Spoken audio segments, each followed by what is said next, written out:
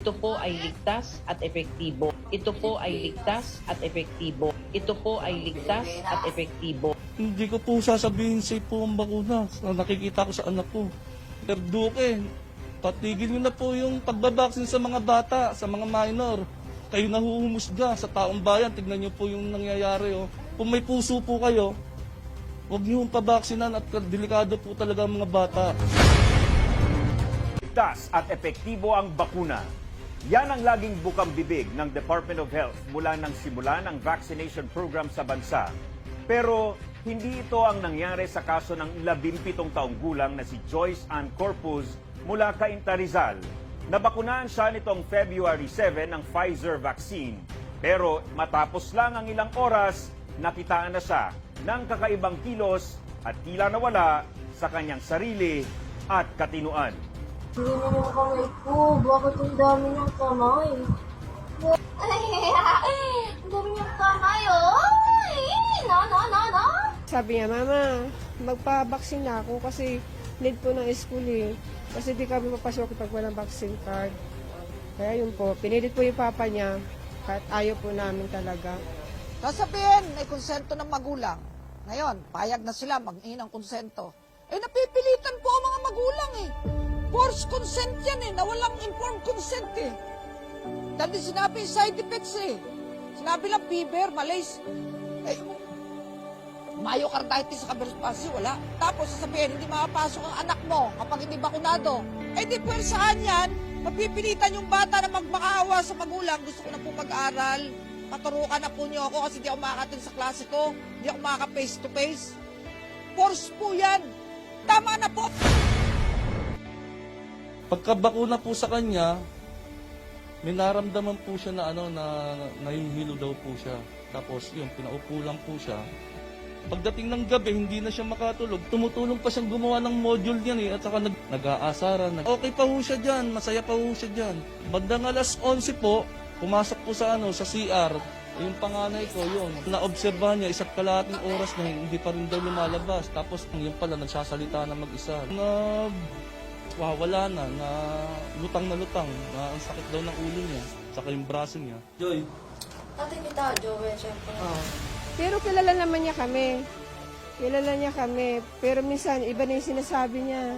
May may nababanggit siyang hindi namin alam. Parang gano'n. Sinabi ko ba ikaw? Walang ibang sinisisi ang mga magulang sa nangyari kay Joyce kundi ang bakunang naiturok sa kanya, lalo pat masigla at malusog naman ang kanyang pangangatawan. Kung nabaksinan kasi siya, doon lang kasi siya nagganyan eh. Talaga nagsisipo kami kung bakit siya nagpabaksin. Naawa po kami sa kanya kasi hindi naman po siya talaga ganyan eh. Masigla pong bata yan eh. Hindi siya ganyan. Sa totoo nga po matalino yun eh. Lagi po may medal yun. Nagsisisi naman po talaga. 17 taong kong inaalagaan, tapos magkakaganyan lang, masisiraan ng bayad. At sino magulang? Joy.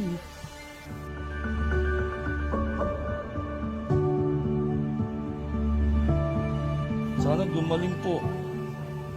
Siyempre, bilang isang magulang, kailangan masakit po sa makita yung ganyang anak eh. Sabi, wag ko daw siyang iwan eh. Kaya hindi ko siya iniiwan. Talagang hindi pa po kami natutulog dalawa. Yun po iginagapan ko po yung mga anak ko. Bilang isang barbero lang.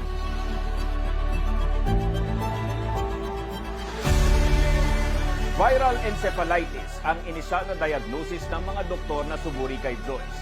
Ayon kay Dr. Erwin Erpe, lumabas na sa mga pag-aaral na ang encephalitis o pamamaga ng utak ay isa sa mga serious adverse effects ng mRNA vaccine gaya ng Pfizer.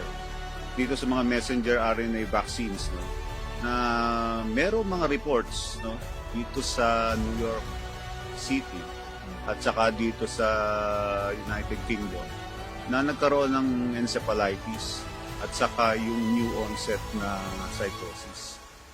Ibig sabihin, pwedeng mag-cause ito ng pamamaga ng utak na eventually pwedeng mag-cause ng katulad ng makikita natin sa bata na may hallucination ng bata.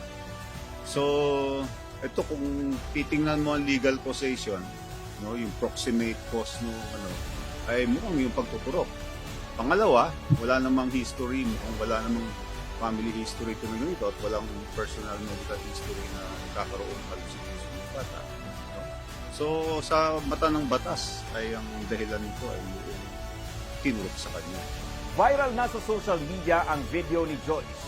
Pero himutok ng mga magulang, hindi pa sa kanila nakikipag-ugnayan ang DOH. Nakipag-ugnayan na po ba sa inyo from DOH? Wala pa po eh. Dasal po namin sana gumaling na siya tapos pagtuon na po siya ng pansin ng ng gobyerno natin, 'di ba po? Kasi kaya siya nagkaganyan dahil po sa vaccine na 'yan eh. Ang sabi po sa amin, pakibura po kasi baka makasuhan yung kapatid mo. Wala pong masama doon dahil yun ang katotohanan eh. A7 po, nagpabaksin kami. A8, sinusugod ko na yung balisa na po yung anak ko. A8, ano pa ang gagawin ko? Yung sa 2 araw na yun, nagsisinungaling pa po ba kami? May 8 taong gulang na kapatid si Joyce, pero nanindigan ng mga magulang na hindi pa babakunahan ang bata. Papayag ka ba na mabakunahan ka? Ha? Kahit na po pabaksin na mo yan, hindi mo na mahihila yan sa nakita niya sa kapatid niyo. Talagang kahit kailan hindi ko na pababaksinan to. Kahit ito mag second dose pa, o bumalik sa ayos na ko. Hindi na ho. Mga kakilala ko, kaibigan ko, sa mga taong malalapit sa akin, sasabihan ko po kayo, wag na ho yung pabaksinan yung mga anak nyo.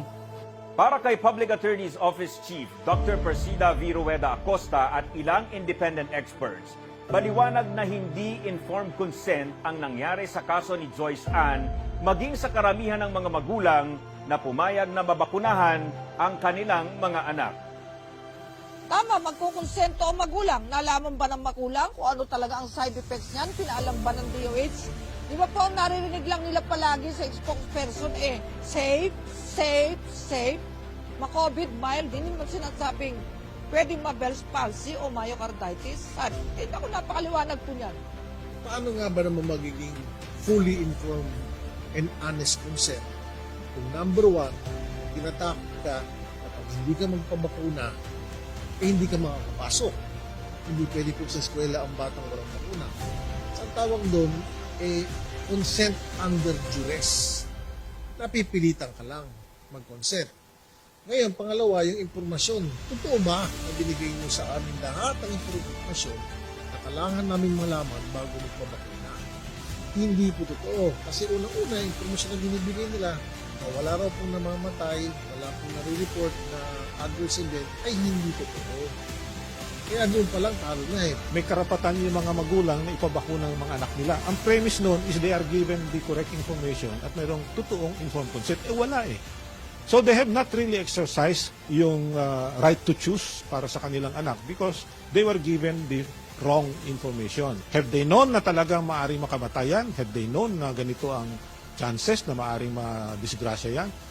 Sino ba naman magulang ang ipapahamak ang kanyang anak kung tutuusin, kung makita niya na mas delikado pala yung bakuna kaysa doon sa virus. Kaso, dahil kasabwat nga ang mainstream media na araw-araw pinupukpok na safe and effective yan, makikita natin yung Secretary of Health, lahat ng officials ng DOH, maraming government officials, mga politicians na araw-araw sinasabi, pabakuna na kayo, ligtas at mabisa yan.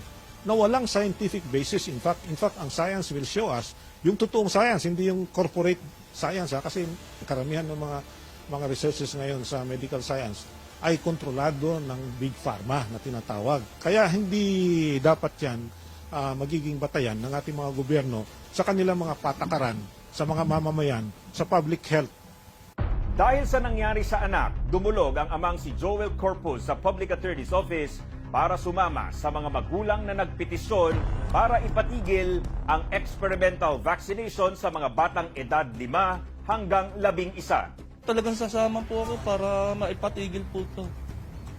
Opo, talagang desidido rin ako dahil parang laban na rin po nang nangyari sa anak ko to eh. Patigil nyo na po yung pagbabaksin sa mga bata, sa mga minor. Dahil di nyo sure, wala po kayong kasiguraduhan sa mga tinuturok nyo, lalo na sa bata. Kawawang kawawa. Bakit nyo pag-eksperimentuhan na naman ang mga bata? At lahat 7 million 5 to 11 years old na bata, target. At hanggang Bangsamoro, may order pa the day before mag-hearing kami. Ang lakas ng loob nyo ah. Bakit? Sinabi pa sa Republic 11525, pag-eksperimentuhan nyo ang mga bata? Meron ba kayong makikita doon? Wala! So ano ang legal basis ng mga order nyo, ng memorandum, department order nyo, department memorandum nyo? Anong legal basis niyan? Yung mag-eksperimento kayo? At hindi rin maiinom sa COVID ang mga bata? At walang liability ang gumawa at ang magtuturok at magpapaturok? Maawa kayo sa mga bata, kayo po maawa.